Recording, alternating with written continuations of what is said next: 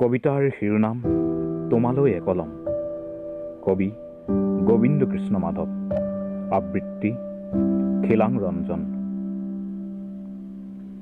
মৰমৰে তুমি যোৱাৰ পৰা আগুৰি ধৰা বিষাদবোৰৰ লগত আজি তোমাৰ কথা কি পাতিছো। আজিকালি তোমাক না লগ পাওঁ, না ৰাতি ৰাতি ফোনত তোমাক লৈ লিখা কবিতাবোৰ শুনাব পাৰোঁ। কেতিয়াবা তোমাৰ স্মৃতিবোৰ সুঁৱৰিব ল'লেও তুমি আঁতৰি যোৱা ক্ষণবোৰ মনলৈ আহি স্মৃতিবোৰ ধূসৰ কৰি যায়। আজিকালি মোৰ খিৰিকীৰে সোমাই অহা বতাহজাকে মোৰ টেবুলত থকা তোমাৰ বাবে কবিতা লিখা বহীখনৰ পাতবোৰ খুলিবলৈ সাহস নকৰে।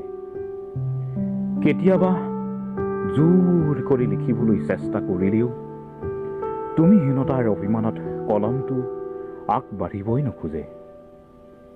মোৰ হৃদয়ত তোমাৰ বাবে থকা স্নেহৰ সাগৰখন এতিয়াও শুকাই যোৱা নাই। মাথো তুমিহে সাঁতুৰি তিতি যোৱাৰ পাছতো স্নেহবোৰ অনুভৱ কৰিব নোৱাৰি আঁতৰি গলা। মনত পৰেনে একেলগে বহি চকুত চকু থৈ পাৰ কৰা সেই সময়বোৰ?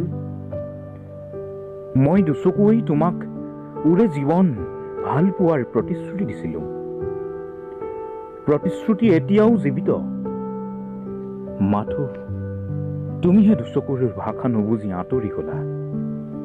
কেতিয়াবা কাজিয়া কৰিলা, কেতিয়াবা অভিমান, কেতিয়াবা আকৌ শিশুৰ দৰে বুকুত সোমাই মৰমবোৰ মোৰ পৰা আদায় কৰিলা।